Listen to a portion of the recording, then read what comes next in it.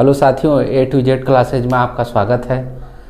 कल हम लोगों ने जो है अपने टॉपिक के बारे में जाना कि विकास के जो कारक हैं उसमें से वंशानुक्रम और वातावरण के बारे में जानना है, तो जिसमें से हम लोगों ने वंशानुक्रम के जो सिद्धांत हैं उसके बारे में जान लिया था। आज हम उसी कड़ी में थोड़ा सा आगे बढ़ते हैं। वंशानुक्रम के नियम, सिद्धांत अलग होते हैं और नियम अलग होते हैं, तो हम इसके बारे में चर्चा करेंगे कि वंशानुक्रम का सिद्धांत अलग होता है और नियम अलग होता है। तो आज हम उसके नियम के बारे में जानेंगे। तो जो पहला नियम है इसका वो है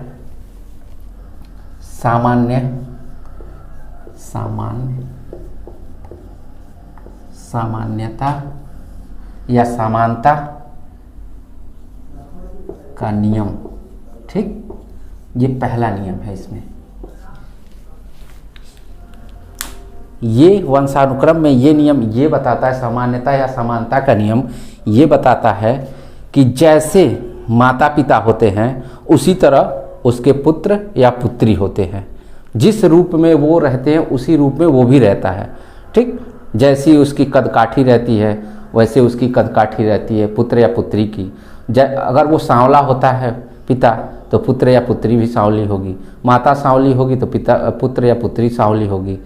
बुद्धिमान पिता होगा तो बुद्धिमान पुत्र या पुत्री होगी। तो इस तरह से जो मंदबुद्धि होगा तो पिता अगर मंदबुद्धि होता है तो पुत्र या पुत्री भी मंदबुद्धि होगा।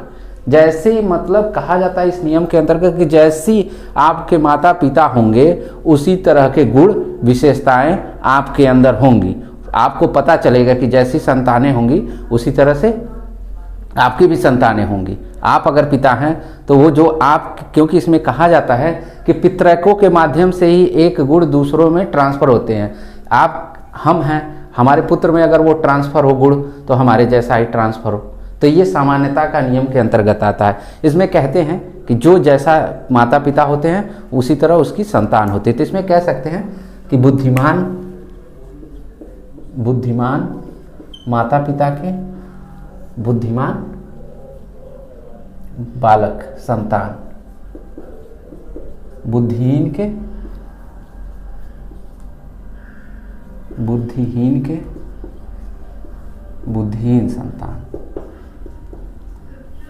मतलब इस तरह से बताया जा सकता है कि एक माता पिता के गुण किस तरह से कैसे ट्रांसफर हो। अगर सांवला हुआ तो सांवला है, यहाँ सांवला भी लिखने और स्पष्ट हो जाएगा। गोरा सांवला, गोरा सांवला। ठीक, ये उदाहरण के माध्यम से आप लोग जान लिए होंगे कि सामान्यता का नियम क्या होता है। अब अगले नियम की तरफ आते हैं, उसका नाम है विभिन्नता का नियम। दूसरा नियम है विभिन्नता का नियम। इस नियम को लैमार्क और डार्विन ने दिया था। इस नियम को लैमार्क का नाम सुने ही होंगे, और डार्विन, इस सिद्धांत को लैमार्क और डार्विन ने दिया था। इसमें यह कहा जाता है कि जो माता पिता होते हैं उससे थोड़ा सा भिन्न उसके संतान होती है। माता पिता जिस रूप में दिखाई देते हैं उससे थोड़ा सा हल्का, चाहे थोड़ा सा कम या थोड़ा सा अधिक, वो विभिन्नता पाई जाती है। ये नहीं कि सिर्फ अधिकता पाई जाएगी, नो, उसमें अच्छाई भी थोड़ी अधिक हो सकती है और थोड़ी बुराई भी हो सकती है। अच्छे गुण भी होंगे, अच्छी विशेषताएं भी अधिक हो सकती हैं और अच्छी विशेषताएं थोड़ी कम भी हो सकती हैं। तो ये इस आधार पर बालक क्या होता है, माता पिता से कुछ अलग दिखता है, जिसमें बोलचाल हो सकता है, व्यवहार हो सकता है, शिष्टाचार हो सकता है, आचरण हो सकता है, ये सारी चीज़ें हो सकती हैं। ठीक, इसमें कहा जा सकता है कि माता पिता से थोड़ा सा अलग गुण, माता पिता से थोड़ा भिन्न गुण।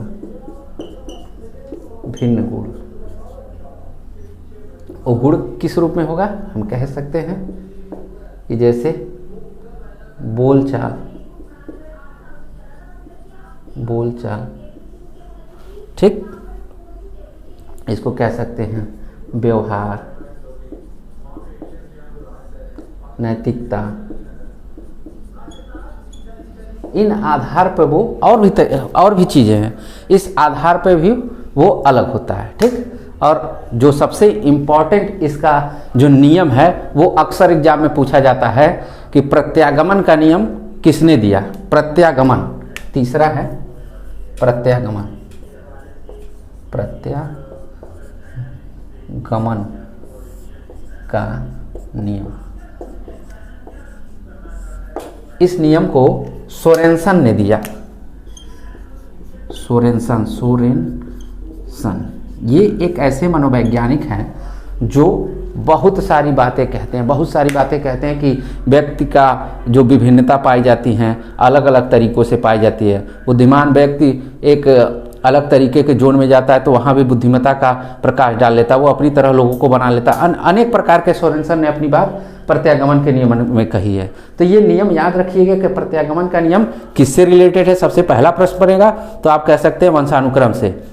प्रत्यागमन का नियम किसने दिया, तो आप कह सकते हैं सोरेनसन ने।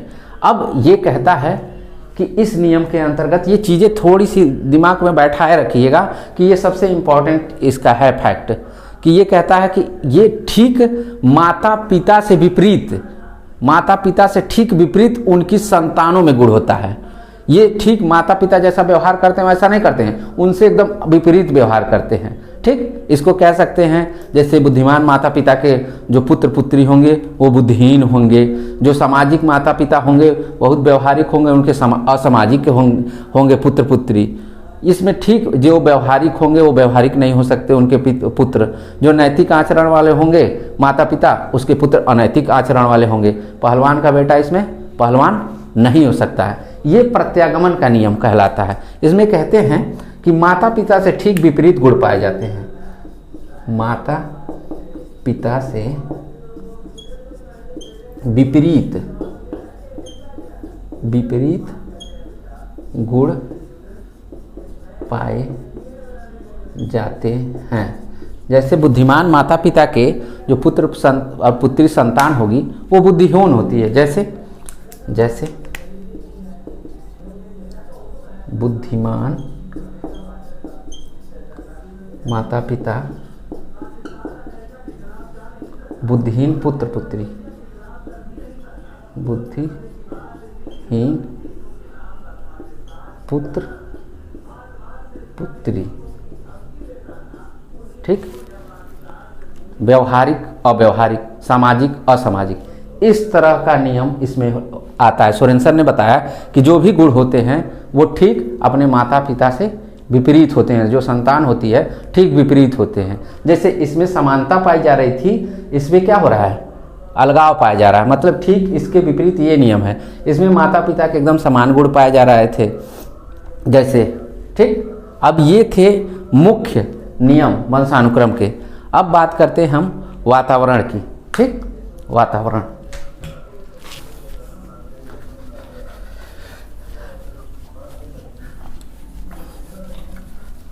वातावरण होता क्या है आप लोग सभी जानते होंगे।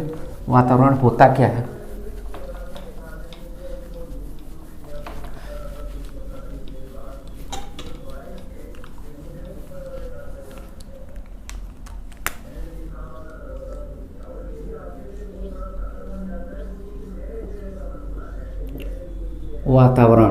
वातावरण मीन्स क्या होता है, जो इसको सदी विच्छेद करते हैं तो इसको कहते हैं परिधन आवरण।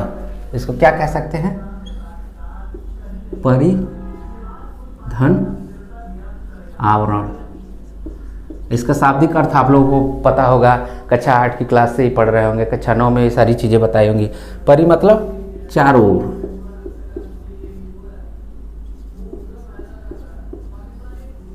आवरण मतलब ढका हुआ, ढका हुआ मतलब जो चारों ओर से ढका हुआ होता है उसको क्या कहते हैं, पर्यावरण।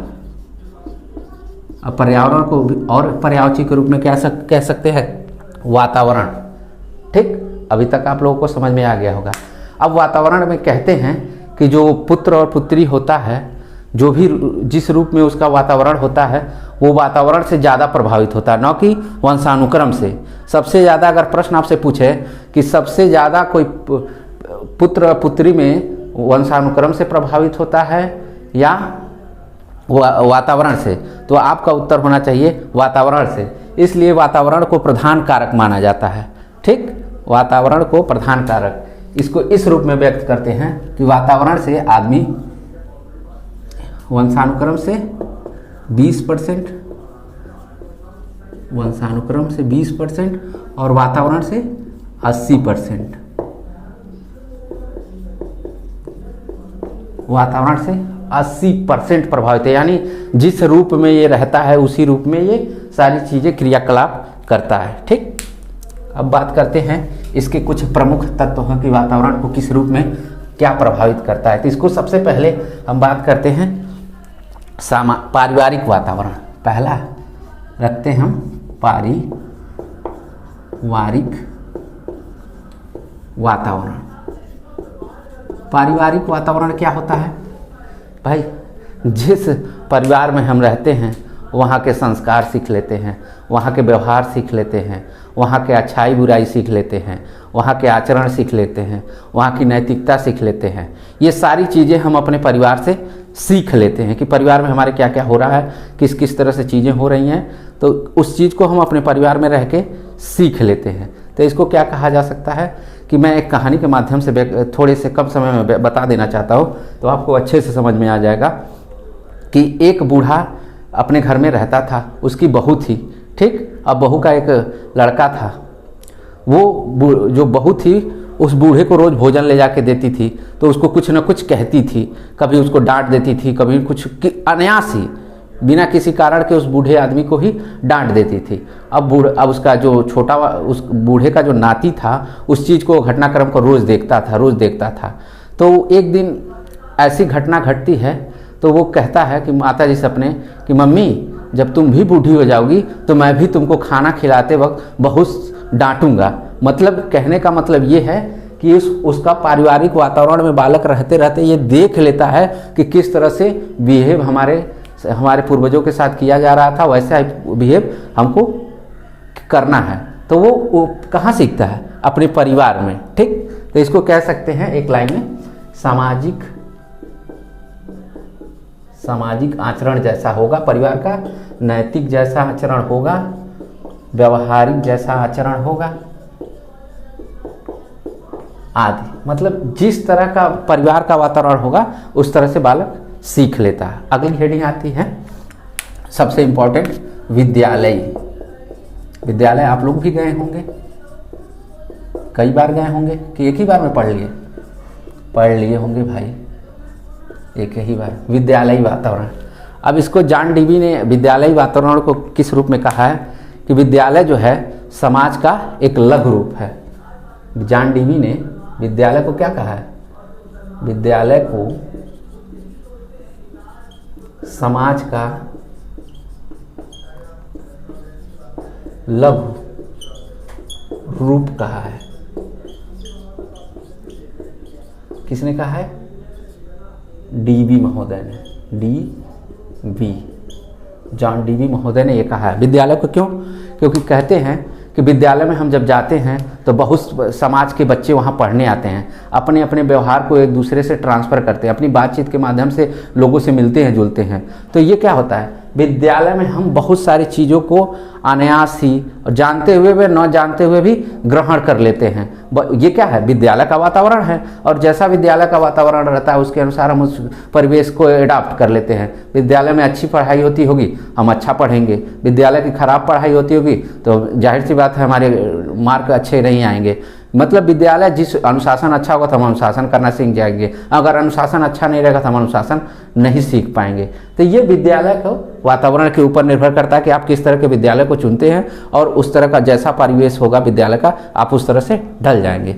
और तीसरे पे आते हैं सामाजिक वातावरण। सामाजिक, इससे तो हमेशा आप लोग गुजरते हैं, हमेशा इसी समाज में रहते हैं। सामाजिक वातावरण क्या होता है कि आप समाज में बहुत सारे जगह जाते हैं, बहुत सारे धर्म के लोग रहते हैं, बहुत सारे विचार के लोग रहते हैं, तो उनके पास जाते हैं, आप मिलते हैं, समझते हैं, उनके व्यवहारों को आसपास से मिलते हैं। जैसे आप सीख लेते हैं उनकी संस्कृति कि इस संस्कृति कि इस धर्म में इस तरह की संस्कृति है, इस जो शहर के परिवेश का उसका वातावरण ये है, तो उसको हम व्यवहारिकता में ले लेते हैं। वहाँ देखते हैं कि लोग कितने अच्छे से बिहेव करते हैं, कितने अच्छे ढंग से लोग आपस में बातचीत करते हैं, तो उसको हम ले लेते हैं नैतिकता के रूप में। देखते हैं बड़े छोटों का किस तरह से बिहेव चलता है, कितने अच्छे ढंग से चलता है। बुरे ढंग से चलता होगा तो बुरे ढंग से बिहेव सीख लेंगे, लेकिन अच्छे ढंग से सीखता है तो उसको कहते हैं आचरण। इस तरह से सारी चीज़ें आप सामाजिक वातावरण के संदर्भ में सीखते रहते हैं। और लास्ट में बात करते हैं आर्थिक वातावरण, जो सबसे इम्पोर्टेंट है। आर्थिक, इसके बिना तो सब कुछ अधूरा है। आर्थिक वातावरण, आर्थिक वातावरण में ये कहता है कि चाह के भी हम कुछ नहीं कर सकते। मतलब हम पढ़ना चाहते हैं, अच्छे से अच्छे स्कूलों में हमारी ललक है पढ़ने की, लेकिन हमारे पास क्या नहीं है? धन नहीं है।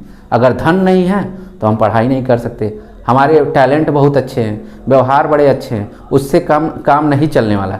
जब तक हमारी आर्थिक स्थिति बहुत मजबूत नहीं रहती, हमको पढ़ने का मन कर रहा है कॉन्वेंट में, लेकिन हमारे घर के परिवार की वो स्थिति नहीं है, तो हमको क्या करना पड़ रहा है? गवर्नमेंट कॉलेज में पढ़ना पड़ रहा है। गवर्नमेंट कॉलेज भी बड़े अच्छे अच्छे होते हैं, लेकिन उसमें तो पहले से लोग भरे हुए हैं, अच्छे अच्छे विद्यार्थी उसमें से पहले से भरे हुए, उसमें सीट वैकेंट नहीं है, तो हमारा क्या होगा? तो आर्थिक स्थिति हमारी अच्छी नहीं होती है। और वातावरण का प्रभाव है, एक आर्थिक वातावरण कि जो सीधा सीधा आप पर प्रभाव डालता है आपके टैलेंटेड पे। जैसे आपके पास पैसे हों, इंटरनेट की अच्छी से अच्छी सुविधा लेके पढ़ाई कर सकते हैं।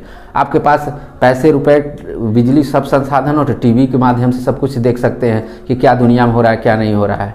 आपके पास कहीं कम समय में ज़्यादा दूरी तय करनी हो अपनी पढ़ाई वगैरह के लिए, तो उसके लिए भी गाड़ी वगैरह लगेंगे। तो सब आर्थिक रूप में आते हैं। आपको बढ़िया से बढ़िया चीज़ें स्कूलों में पढ़ना है तो उसके लिए भी धन ही लगेंगे। तो ये सारी चीज़ किस रूप में आते हैं? आर्थिक कारण के अंतर्गत आते हैं। इसको कहते हैं इंटरनेट के रूप में ले लेंगे, स्कूल के रूप में लेंगे, स्कूल के रूप में ले लेंगे, ठीक, टीवी के रूप में ले लेंगे, गाड़ी के रूप में ले लेंगे, मतलब जितनी भी सुविधाएं हैं हम आर्थिक संसाधनों के माध्यम से ले सकते हैं। आर्थिक वातावरण हम मजबूत करके अपने संसाधनों को बढ़ा सकते हैं। तो आई होप आपको हमारी क्लास पसंद आई होगी। यहाँ पे वंशानुक्रम और वातावरण समाप्त होता है। सभी से अनुरोध है कि ज़्यादा से ज़्यादा हमारे पोस्ट को, हमारे जितने भी वीडियो हैं उनको लाइक करें, शेयर करें, और सबसे ज़रूरी उनको सब्सक्राइब करें जितना से जितना हो सके, कि सारे के लोग लाभ उठा सकें। बहुत सारे विद्यार्थियों का कमेंट आया है इस तरह से कि सर ऐसे आप करिए, बहुत अच्छा पढ़ा रहे हैं। तो मुझे अच्छा लगता है, इस तरह के मोटिवेशनल मुझे चीज़ें अच्छी लगती हैं। तो मैं आपसे चाहता हूं कि हमारे व्यूअर अधिक से अधिक बढ़ें, अधिक से अधिक व्यूअर बढ़ें। उससे मुझे क्या मिलेगी? ऊर्जा मिलेगी, और उस ऊर्जा को मैं और लगा के आपके पास आऊँगा और आपको अब बेहतर से बेहतर करके दूंगा कि आपकी सफलता में कोई भी चीज़ बाधक ना पड़े। धन्यवाद दोस्तों।